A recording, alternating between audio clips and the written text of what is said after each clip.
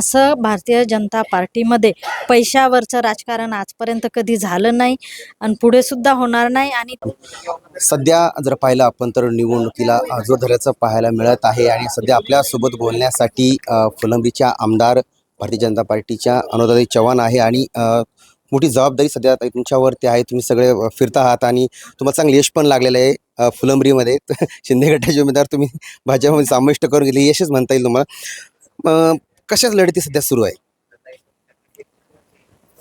सध्या ज्या लढती चालू आहेत, जो पैठण असेल, सिल्लोड असेल, फुलंब्री असेल, तर इथे भारतीय जनता पार्टीचं आमचं वातावरण अतिशय चांगलं आहे आणि मतदारांमध्ये सुद्धा प्रचंड उत्साह याच्यामध्ये आहे।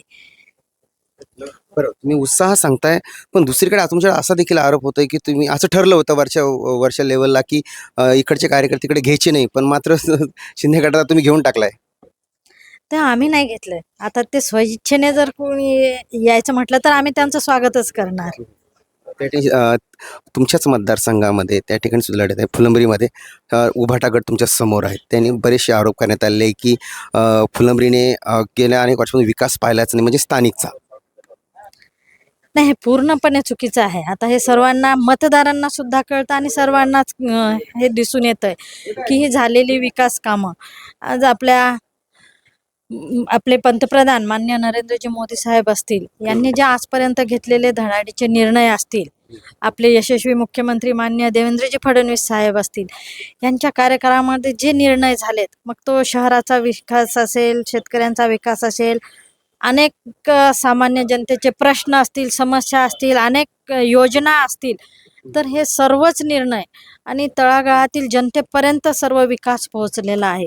त्यामुळे निश्चितपणाने हे चांगलं मतदारांच्या मध्ये एक वातावरण आहे।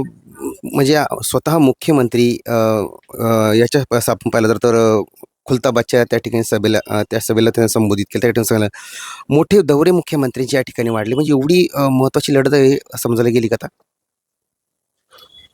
तर ह्या निवडणुका महत्त्वाच्या, निवडणूक कुठली असो छोटी मोठी, पण त्या महत्त्वाच्याच असतात, त्या महत्त्वपूर्णच असतात। निवडणूक ही जिंकायसाठीच लढायची असते। उद्धव ठाकरे मराठवाड्याच्या या ठिकाणी दिसून येत नाही, मात्र भारतीय जनता पार्टीचे मुख्यमंत्र्यापासून तर किंवा महायुतीतले सगळेच मंत्री या ठिकाणी म्हणजे सगळ्याच वार्डात ज्या तालुक्यात पाहायला मिळतात फिरताना।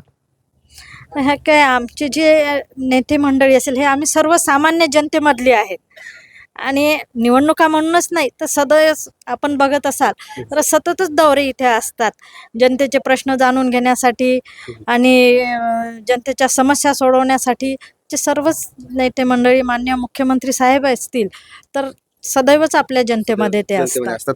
ताई, पैठणचाच प्रश्न आहे, कारण की तुमचे या ठिकाणचे काही बंडखोर उमेदवार त्यांनी अपक्ष उमेदवारी या ठिकाणी भरण्यात आलेली आहे। तुमचे सुरेश काळे म्हणून वाटतं माझ्या मते, सुरेश घुले म्हणून आहेत, त्यांनी सुद्धा उमेदवारी बंडखोर त्या ठिकाणी भरलेत आणि असा देखील आरोप करण्यात आलेला आहे की भारतीय जनता पार्टी पैसे देऊन उमेदवारांना उभा करते।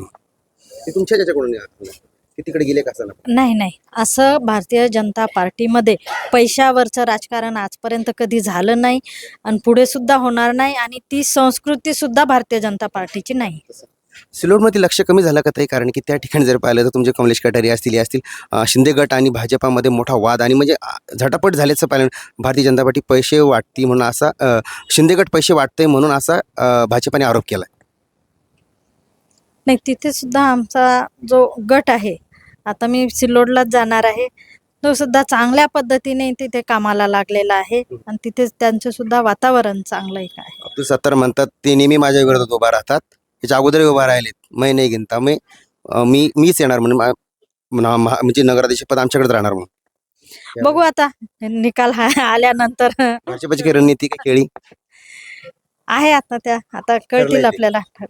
यावेळी धक्का बसेल नक्कीच।